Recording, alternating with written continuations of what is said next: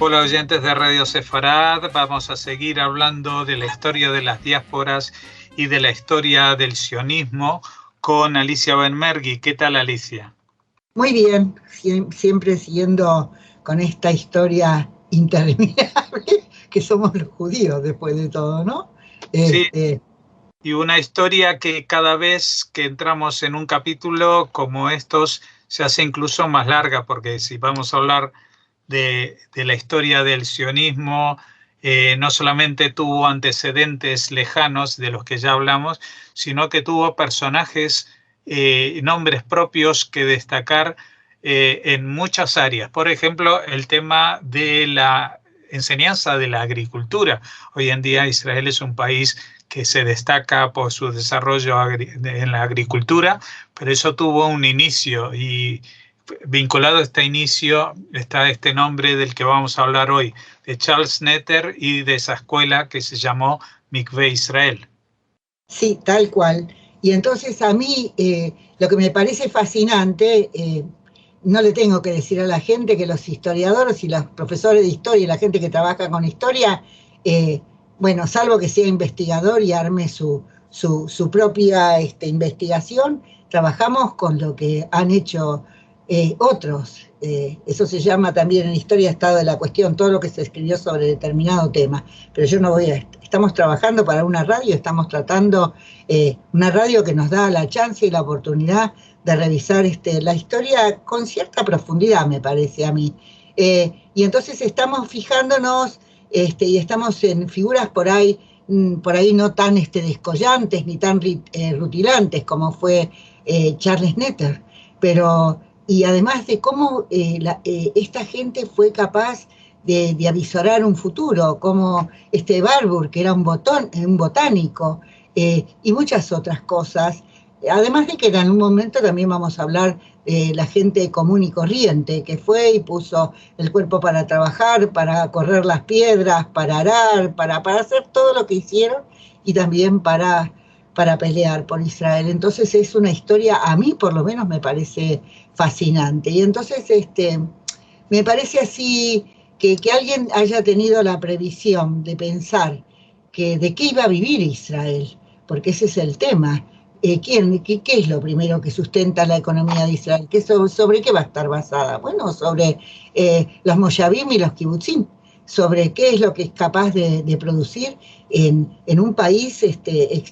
Tenía áreas y zonas fértiles, pero en general hubo que trabajar la tierra para que la tierra y hubo que armar toda una serie de cuestiones para que Israel pudiera empezar produciendo cosas para que la gente pudiera comer, así, simplemente dicho. Y entonces me resulta muy interesante la idea de que alguien en 1868, que fue Charles Netter, haya pensado en crear una escuela agrícola, que fue esta Mikveh Israel. Y es muy interesante porque responde a varias cuestiones.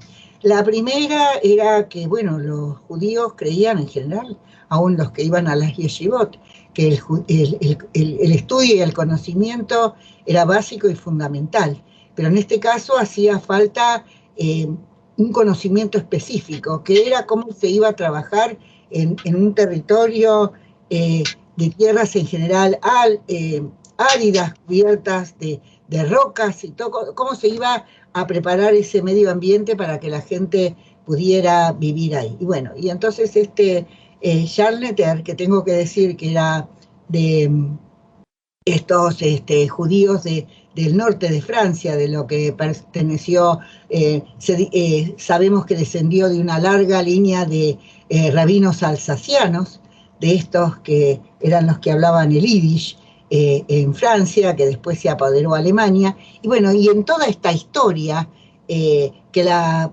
Segunda Guerra Mundial fue porque los franceses fueron a recuperar, ¿fue la Segunda Guerra Mundial? No, fue la primera, fueron a recuperar esos territorios con los que se había quedado Alemania, la Alsacia y la Lorena. Y entonces, en esta historia, lo que me parece profundamente interesante es que en un texto que encontré yo, porque ustedes no tienen idea de cuántos textos hay sobre estos temas.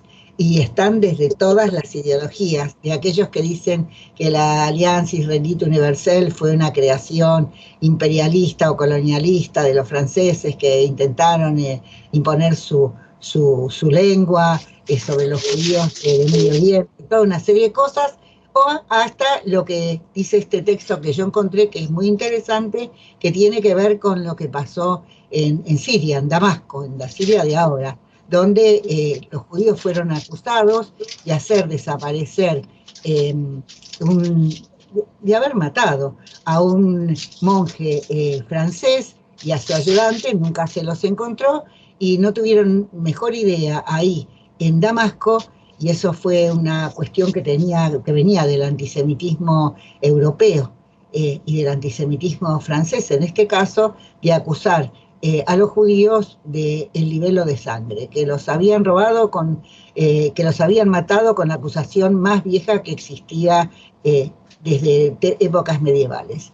Y lo que pasa es que los judíos estos de Damasco sufrieron enormemente, yo creo que esto lo deben haber hablado ustedes y yo ya lo debo haber comentado, pero en historia, en educación lo que abunda no daña, y entonces en esta historia donde murieron líderes prominentes de la comunidad judía de Damasco, y chicos que fueron encerrados y gente que fue maltratada, les hizo comprender, eso se llamó el Affaire Damasque, de esto que pasó en Medio Oriente, donde en general los judíos no habían sido ni tan maltratados ni tan perseguidos. Todo es relativo, porque cuando yo escucho decir que los judíos vivieron mucho mejor en países musulmanes o algo así, depende dónde, depende cuándo, siempre lo digo. Bueno, y en este caso, estos judíos franceses, que fueron los primeros emancipados,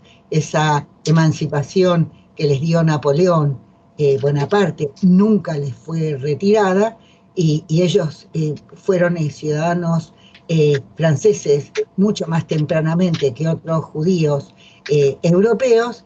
Bueno, entonces sintieron que tenían un deber, el deber de ayudar a estos judíos de Medio Oriente que vivían en ámbitos de mucha ignorancia, de mucho atraso, y que esto los colocaba en una situación de desventaja frente a los cambios que estaban ofreciendo el mundo moderno. Y entonces ahí se juntan, se reúnen y crean la Alianza Israelita Universal, que para eso fue creada, en razón de todo lo que representó el drama de estos judíos de Damasco. Y bueno, y entonces Charles Netter era un hombre que se había educado, tenía una educación académica en numerosos lugares, y además también tenía una visión humanista, una visión acerca de que era lo que era necesario hacer por los judíos para que mejorara su condición.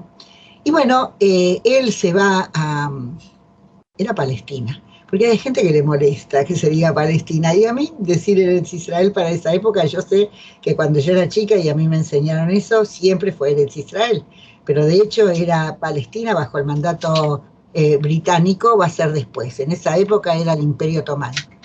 Y entonces él está mirando, así como fueron los otros que nosotros contamos, a mirar el terreno en directo. Y entonces él decide que es necesario crear una escuela que eduque a los jóvenes para el tema del cultivo de la tierra, y que sea con los métodos más científicos y más modernos que puede ofrecer los cambios que hay en esa época. Estamos hablando, más o menos, la escuela se inaugura para 1870. Entonces él se toma el trabajo, se va a Constantinopla, habla con el visir, se conecta y logra que le den un firmán. Un firmán es un documento donde el Imperio Otomano daba autorización para una operación económica, que en este caso fue la compra. Yo puse hectáreas, porque a mí me cuesta mucho pensar en acres, en dunams, no sé en qué piensan en España. Nosotros acá pensamos en hectáreas. Y entonces ahí creo que el cálculo sería que más o menos serán 265 hectáreas que les van a dar para que ahí se instalen una escuela agrícola, que estaba entre Jerusalén y Jaffa, creo.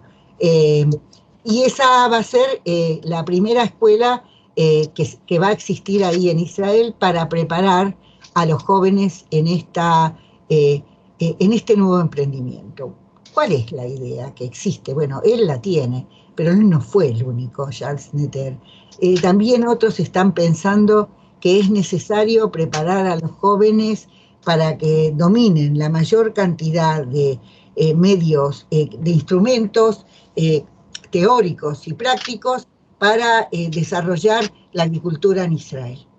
Y bueno, esto no es, eso es en un texto que ha escrito una historiadora donde dice que el sionismo en este caso es un sionismo que está pensado en un sentido agrícola, en estos judíos que retornan a la tierra, pero no desde un sentido tradicional, sino mucho más moderno, con mayores capacidades para desarrollar los nuevos modos de agricultura que ya en esa época se estaban implementando, ¿no?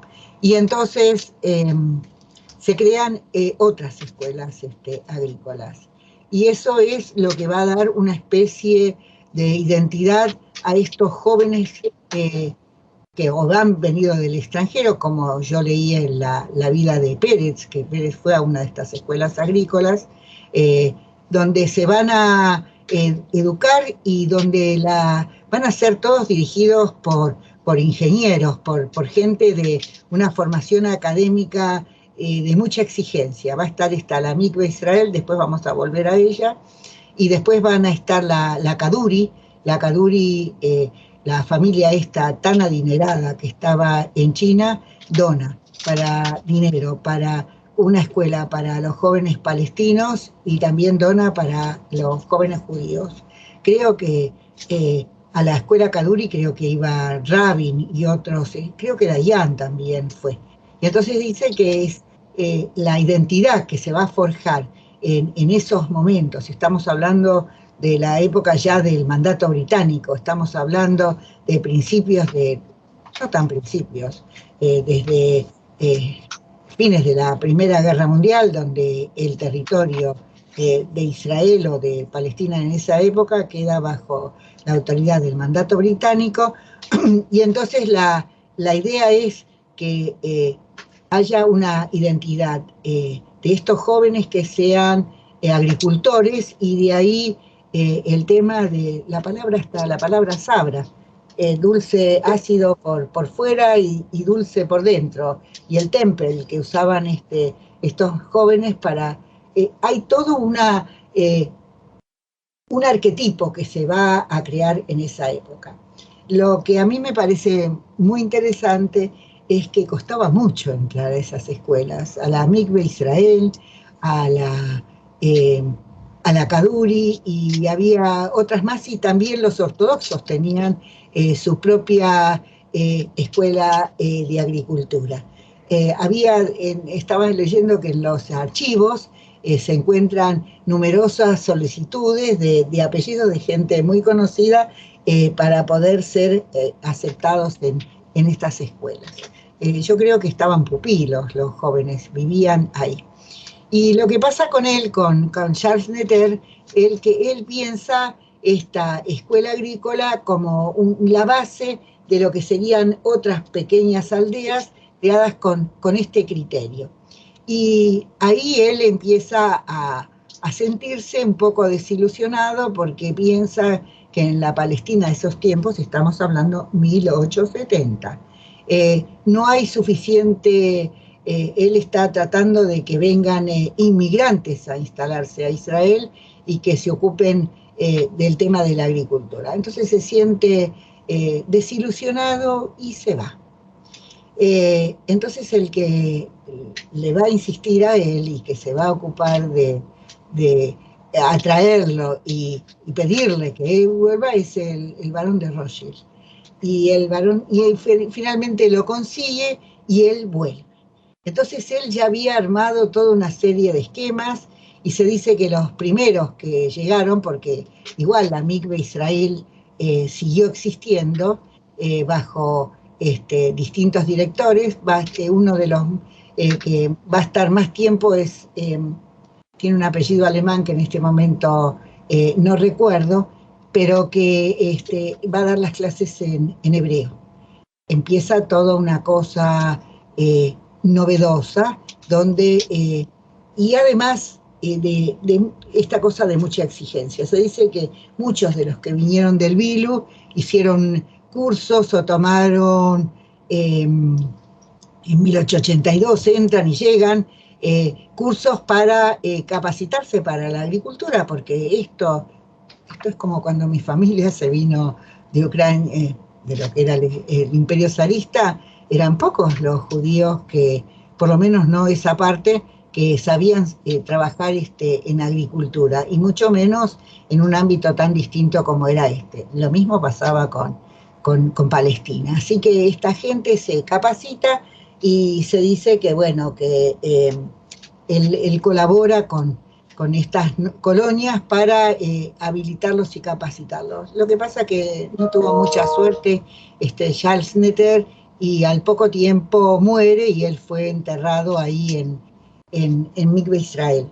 Mikve Israel tiene ese nombre porque es la esperanza de Israel. Evidentemente fue una gran esperanza. Hay una foto donde se lo ve a Herzl, que está parado con un casco en la mano, hablando con el emperador de Alemania, creo que en 1898 me parece. Se dice que esa es una foto trucada, no firmo ni sí ni no.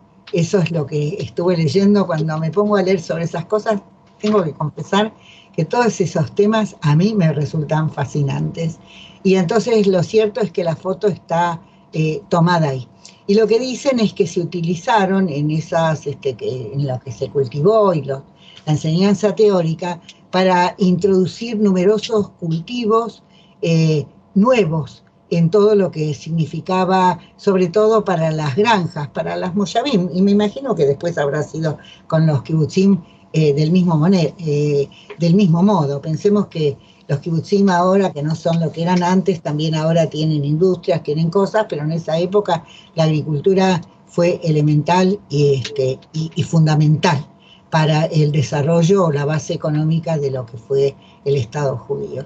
Así que a mí me parece que, y estaba leyendo que los grandes políticos, bueno, el Ben-Gurión no, pero muchos de ellos estudiaron en estas escuelas, se formaron, se conocieron, se hicieron amigos y después lucharon por la creación de un Estado judío. Muchos de ellos fueron militares y eso también es muy interesante, y no estoy tan segura si todo el mundo la conoce. Estoy hablando en este caso más bien de la escuela Kaduri, que me voy a buscar información porque también me pareció bastante interesante todo lo que se enseñaba, todo lo que se estudiaba, y esa capacidad increíble de mirar hacia el futuro. Pensemos que Israel existe ahora, y por eso me gustaría que la gente entendiera la importancia de estudiar historia, de cómo hubo gente que fue capaz de proyectar un futuro para que Israel exista hoy y sea también lo que es. Y tengo que contar otra cosa. A mí un país que me gustó mucho, yo creo que te lo dije, o lo dije acá, me gustó muchísimo Portugal. Y nosotros en esos viajes que hacíamos en Portugal íbamos con micros o buses. Y entonces yo veía la plena época de la cosecha de la aceituna, ¿no? Y entonces cuando vine acá y veía cómo sacudían los árboles, ponían unas grandes telas transparentes para que cayera, lo estaba mirando, no me lo contó nadie, esto lo vi. Y entonces entré y miré en Israel, que también es un país que el cultivo de la aceituna es importantísimo. Voy a decir una cosa, estoy hablando en una radio que está en España, voy a decir que las aceitunas, que me gustan muchísimo, las más ricas, las comí en España y las comí en Granada, las comí en el sur de España. no me parece que haya nada más rico que eso. Pero bueno, eso es acá entre nosotros. Bueno, lo cierto es que yo vi las máquinas con que en ese mismo momento en Israel se estaba cosechando la aceituna. Bueno, son maneras de ayornar un país, sacarlo adelante y pensarlo en un sentido moderno y científico, ¿por qué no? Para crear de ese pequeño país que fue ese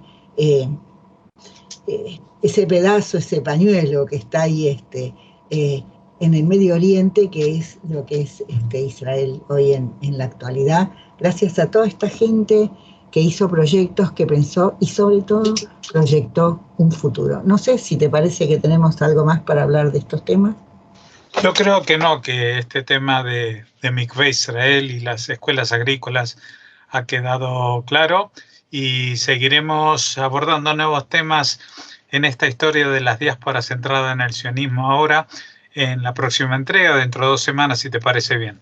Bueno, yo digo, les gustará a la gente, le parecerá interesante. Yo siempre pienso que lo que me gusta a mí debe ser tan fascinante para el resto de la gente. Tal vez no, pero a mí me parece que esas cosas hay que hacerlas. Así que si, como ustedes me dan la chance, por lo que me siento enormemente agradecida, bueno, vamos a seguir trabajando con todas estas cuestiones. Pues muchas gracias y hasta la próxima.